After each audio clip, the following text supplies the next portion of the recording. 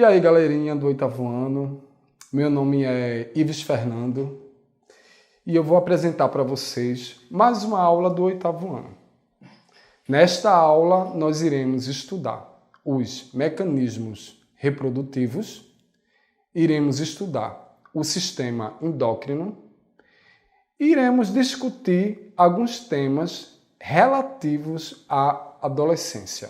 Na reprodução, você tem que saber o que é reprodução.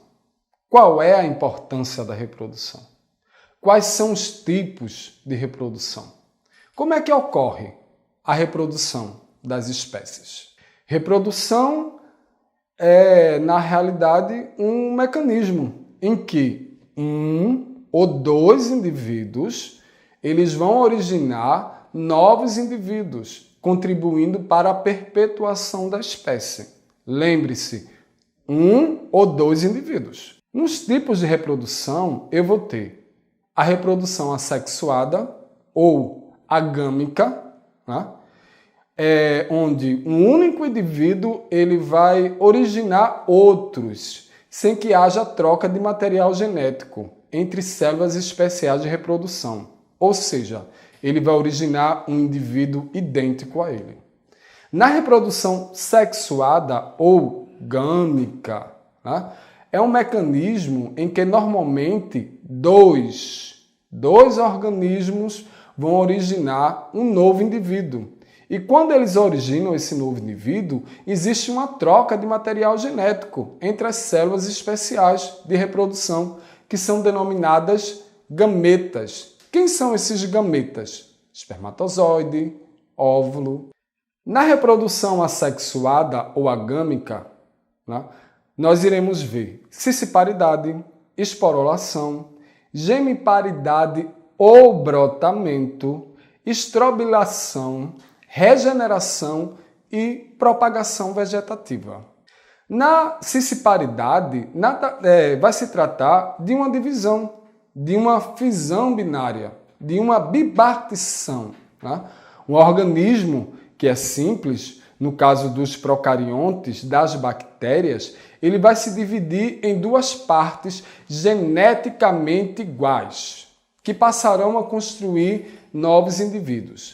Conforme essa imagem de cissiparidade, dá para observar a imagem de uma bactéria. Observe que dentro da bactéria, ela tem um citoplasma, tem um núcleo que está espesso, O núcleo ele vai ser composto aí de um material genético. Esse material genético ele vai se autoduplicar. Depois a célula ela vai se dividir em duas, que a gente chama de cissiparidade. E aí são duas células idênticas, geneticamente idênticas. Eu posso dizer que são clones. Na esporulação, a fisão ela é múltipla. O núcleo celular ele vai se dividir sucessivamente e cada núcleo filho, juntamente com a parte do citoplasma, origina um esporo. Quando liberado da célula que originou, poderá formar um novo indivíduo. Ocorrem bactérias, fungos, algas, protozoários. Observe aí essa imagem, essas divisões formando esses esporos. Eu tenho esporos, esporângios, vejam as hifas. Então, cada esporos desse daí são divisões e cada esporos desse daí vai formar um novo indivíduo.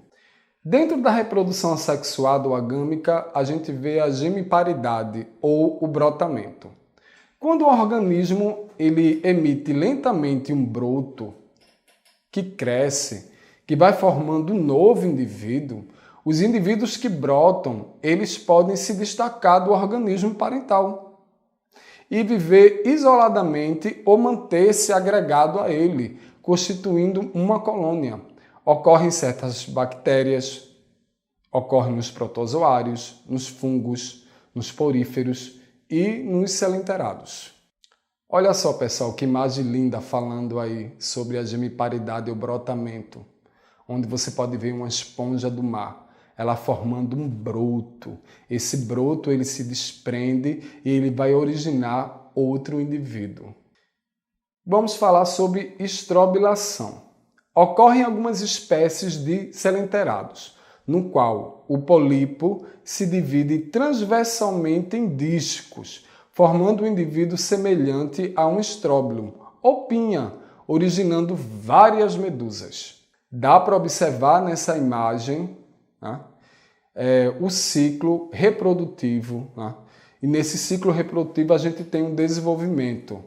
Dentro desse desenvolvimento, se você for seguir aí a setinha, dá para observar uma bolinha com a setinha para cima, que vai originar na realidade um gameta masculino, e uma setinha que tem uma cruzinha para baixo, que origina um gameta feminino.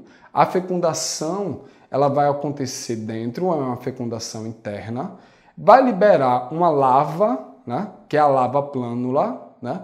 Eu tenho aí a fixação desse substrato, vai formar, né, medusas, né, e vai liberar de novo aí as hifas, que vai formar novos indivíduos através de estróbilos. Eu acho bem legal essa parte da reprodução assexuada ou agâmica quando se fala de regeneração, quando uma parte do indivíduo é cortado, gerando um novo ser.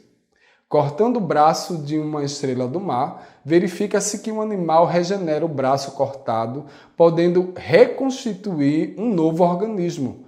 Observa-se também em planárias. Olha que imagem legal da regeneração. Aí a gente vê uma imagem de uma planária. Se for cortar a planária em 3 pedacinhos, cada pedacinho dessa planária vai originar um novo ser. É que nem da estrela do mar. Se eu cortar cada perninha dela, ela vai originar um novo ser, porque ela vai se regenerar. E agora vamos para a propagação vegetativa, que está dentro da reprodução assexuada ou agâmica. Ela vai acontecer em plantas. Considere na formação de novos indivíduos, a partir de partes que são destacadas do corpo do vegetal, como pedaço de caules ou de folhas, né? E aí a gente tem vantagens e também iremos ter desvantagens. Quando se fala das vantagens, né, a gente tem uma produção relativamente rápida e mais numerosa de novos indivíduos, formando culturas mais homogêneas e permite a perpetuação da qualidade desejada. Mas se vai falar dessa desvantagem, pode se tornar mais vulnerável, caso haja, assim, se houver um agente que atue no desfavorecimento sobre ela, como uma geada, um patógeno. Quando se fala de patógeno, eu estou falando de doenças. Vimos aí a questão da reprodução assexuada ou agâmica. Iremos passar agora para a reprodução sexuada ou gâmica.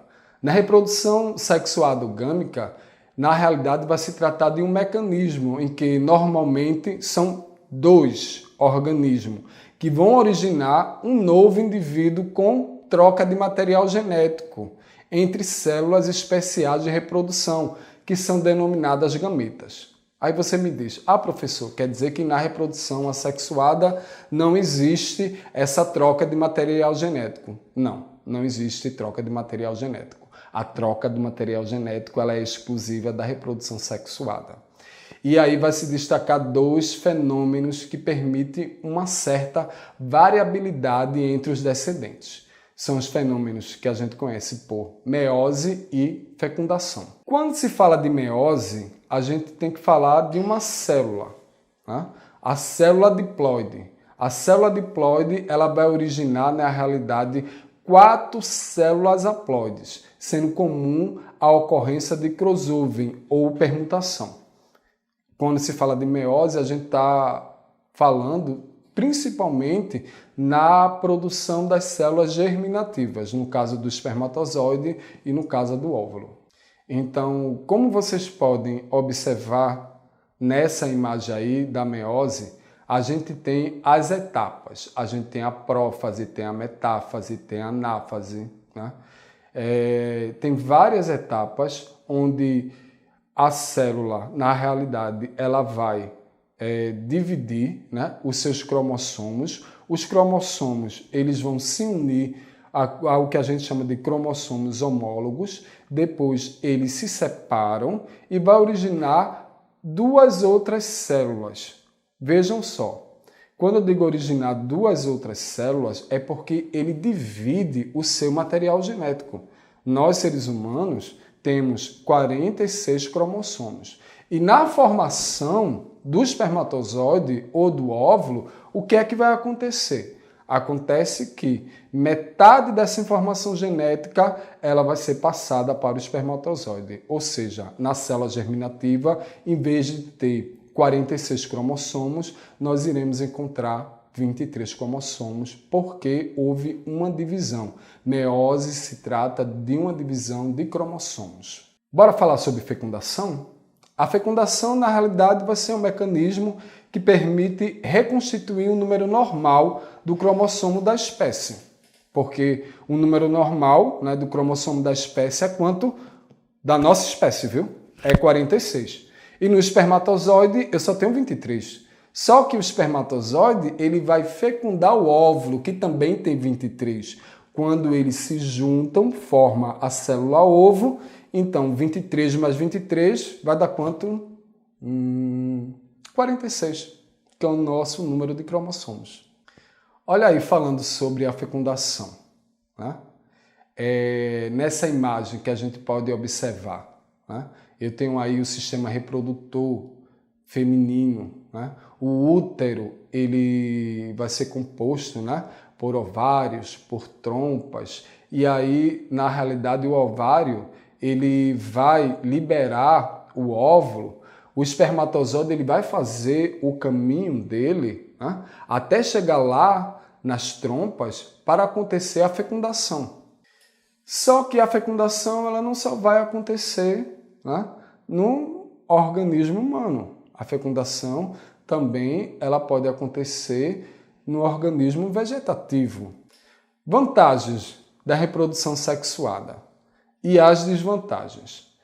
A vantagem é que possibilita a sobrevivência da espécie num ambiente em que existe um processo de alteração, mas a desvantagem é que existe uma perda de homogeneidade, fato que pode ser considerado desvantajoso numa cultura agrícola. Vamos falar agora sobre casos especiais de reprodução. Vamos falar sobre partenogênese e poliembriologia. Na partenogênese é um fenômeno biológico em que um gameta feminino, no caso um óvulo, de certos animais, ele vai se desenvolver formando um novo indivíduo, sem que tenha sido fecundado. Exemplo, as abelhas mesmo, Apis mellifera. A abelha rainha ela pode produzir óvulos haploides, que podem ou não ser fecundados. Espera aí, vamos ver o que são óvulos haploides. Gente, toda vez quando se passa pelo processo de meiose, da divisão dos cromossomos, né, a gente chama de haploide dentro dos cromossomos. Se junta, acontece a fecundação, aí já é diploide, deixando isso bem claro. Então, a abelha rainha ela vai produzir óvulos, que são haploides, que podem ou não ser fecundados pelos espermatozoides dos zangões. Os óvulos que são fecundados, eles vão originar o quê? Fêmeas. Essas fêmeas, elas são diploides. E daí a gente representa por 2 N's. Os óvulos que não são fecundados têm chances de se desenvolver por partenogênese. E daí vai originar somente zangões. São células haploides. Então, na partenogênese, por essa imagem que você pode observar, não vai se originar somente machos em pulgões. Ela origina fêmeas. Em algumas mariposas vai originar machos e fêmeas.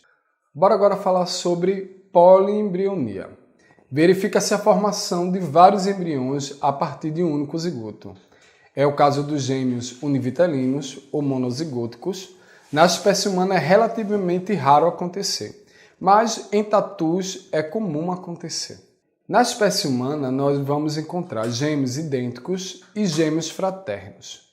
Gêmeos idênticos é quando um ovo, né, uma célula ovo que é fecundada, uma única célula ovo, ela vai, na realidade, formar dois novos indivíduos que a gente chama de gêmeos idênticos, né? Em outro caso, o que é que pode acontecer? A mulher, em vez de liberar apenas um único óvulo, ela vai liberar dois óvulos. E esses óvulos, eles irão ser fecundados. Esses aí são gêmeos fraternos e não são idênticos. Agora nós iremos entrar dentro do sistema endócrino. Quando se fala do sistema endócrino, iremos falar sobre glândulas endócrinas e suas funções. A função delas são o quê? Secreção de substâncias, que são hormônios, que atuam sobre a célula-alvo e sobre outras glândulas hormonais, com a intenção de regular o organismo. Os hormônios, na realidade, são substâncias químicas que são produzidas por glândulas que atuam no sentido de controlar ou auxiliar o controle de alguma função do corpo. Vão existir dois tipos de hormônios. Temos hormônios que atuam em células vizinhas, exemplo, acetilcolina, histamina e etc., enquanto outros vão atuar em regiões mais distantes do corpo, exemplo, hormônio do crescimento, tiroxina e etc. No sistema endócrino, tudo vai acontecer ali no hipotálamo, que vai passar para a hipófise, que passa pela tireoide, para tireoide, o timo, as suprarrenais, os pâncreas, os ovários, os testículos. Todos esses órgãos vão ser formadores do sistema hormonal. Principais glândulas endócrinas que estão dentro. Então eu tenho a hipófise, a tireoide e a paratireoide. Quando se fala da hipófise, ela está situada na cavidade óssea, abaixo do hipotálamo. A tireoide está situada na parte anterior do pescoço, abaixo da laringe. A paratireoide ela já vai se encontrar situada atrás da tireoide e ela é bastante pequena. Agora a gente tem as suprarrenais, pâncreas, ovários e testículos. As suprarrenais estão situadas acima de cada rim. As pâncreas, né? Quando se fala dos pâncreas, os hormônios são produzidos em células específicas, que são chamadas ilhotas de Langerhans. O pâncreas está localizado atrás e por baixo do estômago. Os ovários já é uma cavidade pélvica ao lado do útero, que vai produzir os óvulos, e os testículos estão situados na bolsa escrotal, formando os espermatozoides. E daí vem a hipófise, que é formada por duas partes distintas. A hipófise anterior, ou adena-hipófise, que vai ter o controle glandular, e a hipófise posterior, ou neurohipófise. Dentro do sistema endócrino, vamos ter secreção de 6 hormônios. Tem o hormônio tireotrópico, o hormônio adrenocorticotrópico, o hormônio gonadotrópico, que é o folicular estimulante, e o hormônio luteinizante, o hormônio de crescimento, GRH, e o hormônio prolactina. O hormônio tiroestimulante, que é o tirotropina, ele vai ser secretado pela hipófise anterior, e sua função é controlar de forma quase total a tireoide. O hormônio adrenocorticotrópico, que é o ACTH, ele vai ser secretado pela hipófise anterior.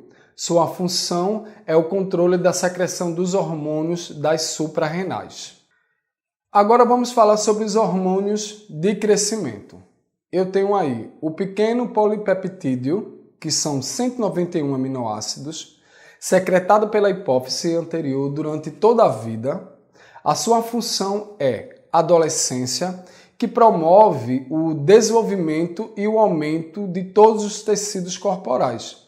Após a adolescência, vai acontecer a síntese de proteínas de elementos celulares, que são crescimento para excerto na mandíbula e nariz, aumenta a síntese de proteínas, diminui a utilização de carboidratos pelas células, aumenta mobilização de gordura para energia, ocorre ali a diminuição, a causa do nanismo e também tem um aumento do gigantismo. Bora agora falar sobre o hormônio prolactina? Ele vai ser secretado pela hipófise anterior durante a gravidez e a amamentação. E sua função vai ser o crescimento das mamas e a produção do leite. O aumento da função secretora ela vai ocorrer durante o ato da sucção do leite. Agora a gente vem aí com o hormônio gonotrópico. Eles vão agir sobre as gônadas. Hormônio folículo estimulante. No homem, eu vou ter a espermatogênese, na presença aí da testosterona. Na mulher, eu tenho a maturação dos folículos ovarianos. A maturação desses folículos é que dará origem aos óvulos, né?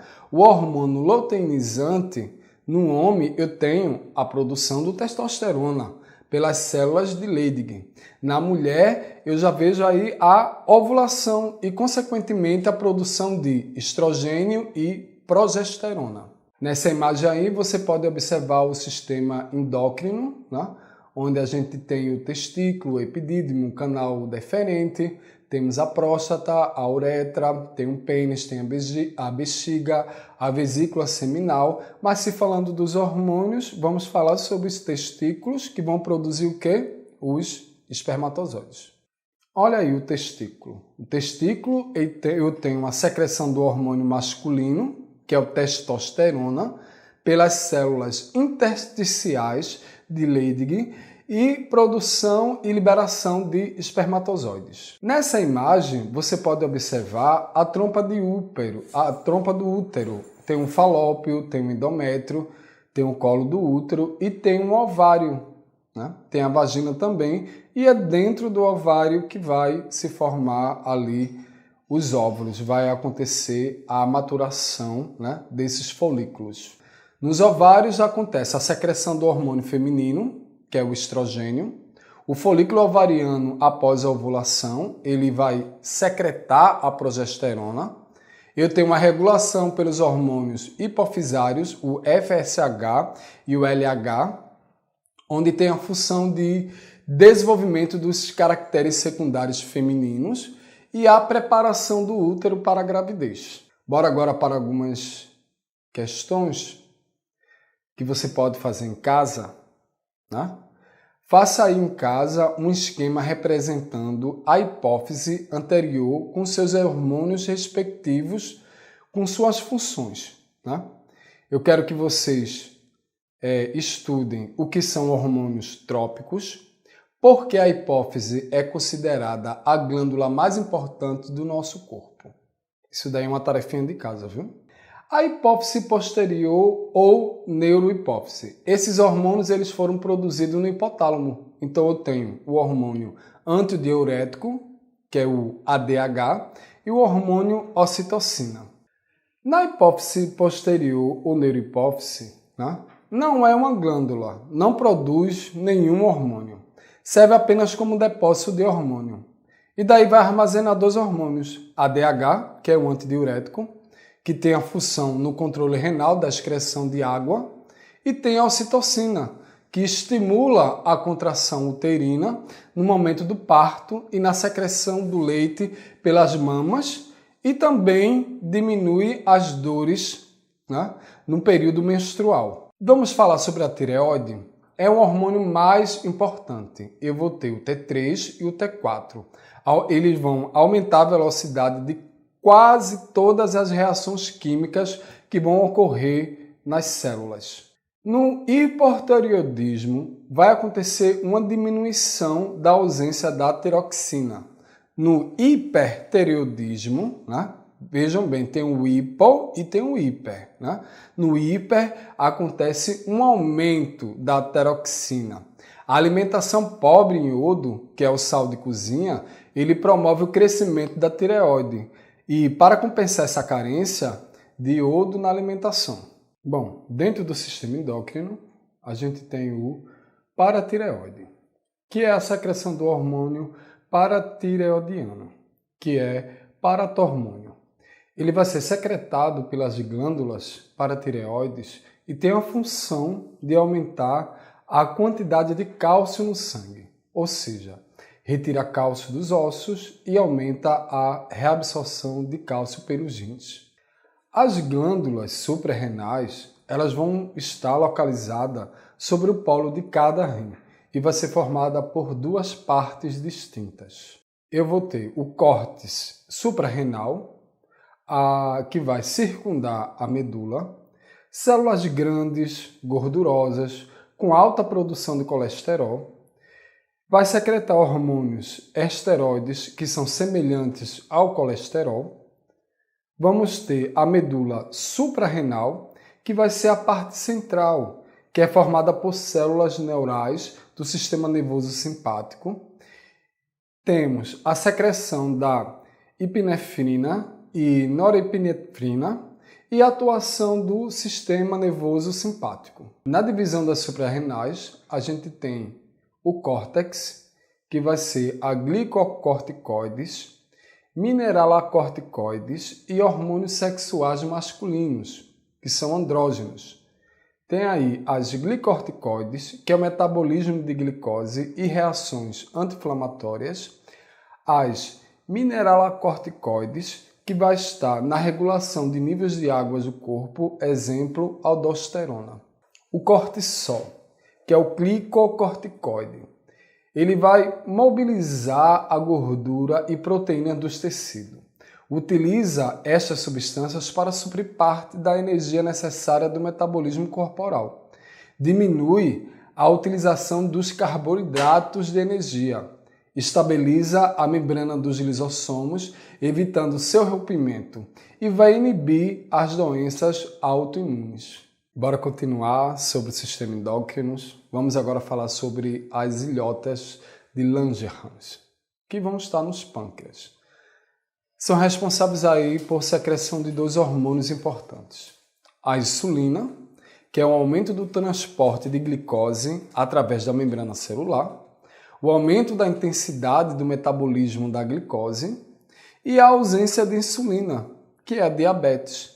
Células utilizam gorduras e proteínas para energia, que é o aumento da concentração de glicose no sangue e ácidos graxos. Olha aí o glucagon. Quando se fala do glucagon, eu estou falando do aumento da concentração sanguínea de glicose. A ação direta no fracionamento do glicogênio hepático em glicose.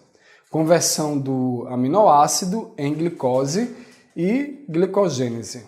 Mais umas perguntinhas para você responder em casa. Anotem bem, pega lá o celular, tira uma fotinha, tá certo?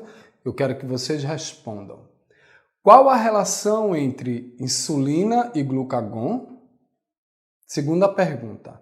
Quantas glândulas tireoide e paratireoide temos no nosso corpo? E qual a função dos hormônios? Deu tempo aí para você pegar o seu celular, tirar uma foto? Bom, vamos agora falar sobre adolescência, sobre sexualidade na adolescência. A sexualidade no ser humano, ele vai possuir um longo desenvolvimento e tem seu início desde o nascimento. Sexualidade não é um sinônimo de relação sexual. Sexualidade é energia que motiva a encontrar o amor, o contato e a intimidade e se expressar na forma de se sentir, nos movimentos das pessoas e como estas tocam e são tocadas. Isto é o que é sexualidade. Lembre-se, sexualidade não é relação sexual. A sexualidade influencia pensamentos, sentimentos, comportamentos, interações.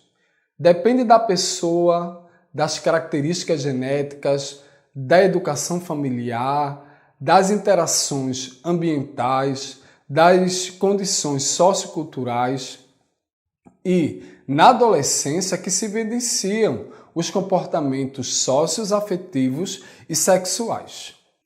Vejam só que slide lindo, né? A saída da infância.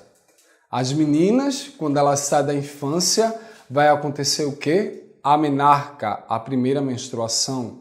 E os meninos? A primeira ejaculação, né? E aí vai despertar emoções. Emoções que podem ser emoções de angústias e culpa, experiências desejadas e, portanto, motivos de orgulhos. Muito cuidado com essas emoções de angústias e culpas que podem ser muito bem condicionadas, né, pelos pais, pelas famílias, pelas religiões. Então, se fala de sexualidade, tem que existir essa preocupação, porque é um perigo essa questão da angústia e da culpa, porque pode desenvolver problemas mentais em que os pais não vão gostar nada um pouquinho de enfrentar. Quais são as características da sexualidade? Por volta dos 11, 12 anos, o adolescente ele está mais voltado para si mesmo, para o seu corpo. Ou seja, o despertar da masturbação. Podemos repetir isso daí? O despertar da masturbação. Essa prática proporciona um conhecimento do corpo. E aí você vai ter mitos sobre a masturbação. A masturbação ela faz parte do desenvolvimento normal. É normal a masturbação. Entrar em contato com um corpo modificado é algo que sempre causa desconforto e estranheza. Com a intensa excitação, característica da adolescência, sintomas como medos, fobias, eles podem aparecer. A relação de amizade com os amigos do mesmo sexo é uma forma de se proteger do contato com o sexo oposto, que é muito desejado, mas muito temido também. O adolescente ele pode ter fantasias ou contato com pessoas do mesmo sexo. Lá por volta dos 15 anos, o adolescente ele começa a definir sua inclinação sexual. A masturbação ainda está presente, mas possui outras características, pois já é acompanhada de fantasias com outras pessoas. O adolescente vai voltar geralmente para um amor heterossexual. São frequentes aí as paixões platônicas. O que é uma paixão platônica? É você se apaixonar por uma pessoa e aquela pessoa não está apaixonada por você. É aquela velha história. João gosta de Maria, mas Maria gosta de Pedro, e Pedro gosta de João, mas João gosta de Júlia, e Júlia gosta de Andresa. Então, as paixões platônicas, elas funcionam dessa forma. Para alguns adolescentes, ocorrem as primeiras relações sexuais. Os meninos, eles tendem a espalhar as notícias. As meninas, elas vão se render sim a essa situação. A pornografia, o uso de álcool ou de drogas, ele pode ser alvo de interesse dos adolescentes. E daí tem que existir um despertar dos pais na adolescência, na questão de conversar integralmente com seus filhos em relação ao álcool e às drogas que eles não podem consumir nesse período. As relações em grupos, elas podem acontecer sim, em meio a sentimentos, de inveja, de ódio, de competição e também de traição. Há um afloramento da criatividade, do otimismo, do desejo de justiça. No final da adolescência, o jovem ele está mais independente, não precisa tanto do grupo e está à procura de um parceiro ou de uma parceira, com a capacidade maior de se desenvolver a ternura e o cuidado com o objeto amoroso. Há uma tendência a ir substituindo a masturbação pela relação sexual com um parceiro ou, nesses tempos, com vários parceiros ou com várias parceiras. Surgem os primeiros interesses sexuais, o início das relações íntimas, ficar, namorar, transar, a perda da virgindade, que é ainda um marco importante para os jovens. A virgindade ela pode ser vivenciada com orgulho ou com culpa excessiva, de acordo com a educação e a tradição da família. Bora aí falar sobre iniciação sexual precoce, né? Observe nessa imagem. Você vê aí uma imagem de uma menina e tem um menino em cima da cabeça da menina, porque eles querem ser grandes. Aí eles falam mesmo assim, ok, tiramos a roupa. Eu já subi para cima de ti. Quanto tempo falta para sentir prazer? Aí a menina responde, não sei, só sei que já estou a ficar com a tal dor de cabeça, né? Porque eles pensavam que subir um em cima do outro iriam ter uma relação sexual, mas era precoce e não se tinha maturidade na infância para isso. E daí vamos falar sobre a idade média da primeira relação sexual. O medo de todos os pais, né? Se os pais não conversam com seus filhos, é lógico, né, que pode acontecer várias outras coisas. Graças a Deus que hoje nós temos essa difusão de informação pela internet. Porque se o pai não conversa com os seus filhos, o filho, lógico, ele vai pegar o seu celular e vai ver tudo, né? E daí ele vai se instruir para não engravidar, para não pegar doenças, graças a Deus que estamos em outro momento.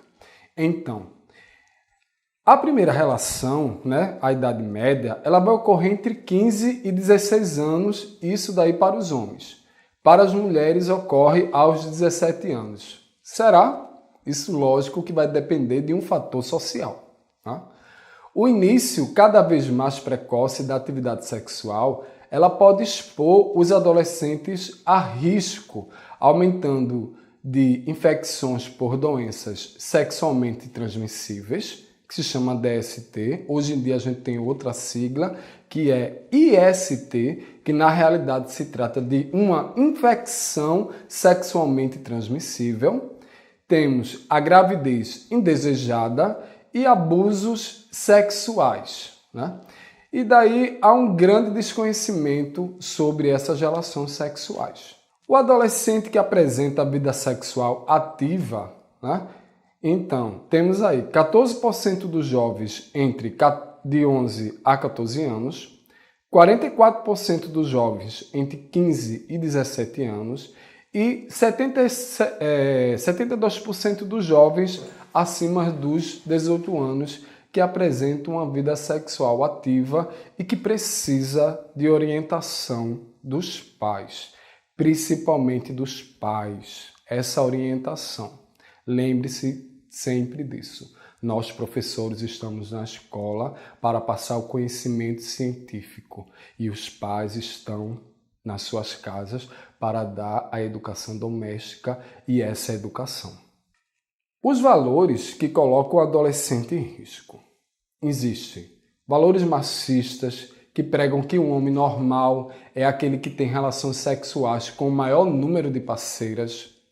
É falta de viralidade deixar de ter relações sexuais com mulheres que se mostram disponíveis. A noção de onipotência típica dos adolescentes os levam a acreditar que jamais vão contrair doenças sexuais e que são imunes a uma gravidez não planejada, que é bem diferente disso. Hoje em dia nós vemos números bem crescentes de adolescentes que apresentam essas infecções sexuais e essas gravidez não planejadas. Quando se fala dessas gravidez não planejadas, lembramos das nossas queridas assistentes sociais que passam por casos e casos dessas gravidez, porque muitas vezes essas gravidez são ocasionadas por um parente, pelo próprio pai, pelo próprio padrasto, por um irmão. E esses relatos não são divulgados.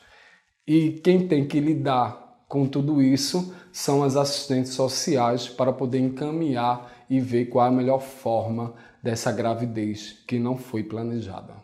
O uso da camisinha, muitas vezes, ele está associado à diminuição do prazer, tornando alvo de preconceito e rejeição quanto à utilização. Mesmo sendo a monogamia a norma mais recomendada socialmente, Grande parte dos adolescentes buscam sexuais com vários parceiros ao mesmo tempo. Há um apelo sexual frequente e precoce, veiculado pela mídia, que expõe os jovens a situações ainda não bem compreendidas por eles. Dentro das redes, né, sociais, quem fica, no caso assim do homem, pelo machismo, né, quem fica com várias mulheres, ele vai se achar o melhor homem, o macho alfa. Mas se a mulher ou adolescente ela tiver o mesmo tipo de comportamento, ela vai sim receber um preconceito enorme. Ela vai ser taxada de vários outros nomes que eu não posso falar aqui. Vamos ver aí a comunicação entre pais e adolescentes sobre a sexualidade. Vejam essa imagem, né? E tá aí o pai e a mãe, né, no primeiro quadrinho, e a filha diz: papai, mamãe, chegou a minha primeira menstruação. Aí ele fez: ufa. Aí depois vejo: por quê? Vamos questionar por que esse ufa? Se veio a primeira menstruação, isso significa o quê? Os folículos da menina, né, eles ficaram maduros e o ovário ele liberou o primeiro óvulo e o corpo da adolescente agora já pode gerar uma nova criança. Então, existe um grande déficit na educação sexual, né, que é bem perigoso, né? Tem um castigo, tem um medo, tem dúvidas, tem as culpas que são geradas pela nossa sociedade. Então, falar de sexualidade não se reduz a falar de sexo. É falar, sim, das emoções, das sensações, dos sentimentos e, principalmente, de amor. Então, se você, pai e mãe, quer que seus filhos sejam felizes, ensinem eles a amarem de forma correta, a expressar os seus sentimentos. Então, nessa aula, nós acabamos de ver, né, os mecanismos de reprodução, que foram a reprodução assexuada ou agâmica, a reprodução sexuada e gâmica. Vimos aí o sistema endócrino, onde envolve todos os hormônios, e tivemos uma pequena discussão sobre essa questão da sexualidade entre os adolescentes e a questão entre o adolescente, o que é realmente sexualidade, doenças, né? E como isso pode ser tratado de uma forma mais consciente, mais limpa. Eu me despeço hoje por aqui. Até a próxima.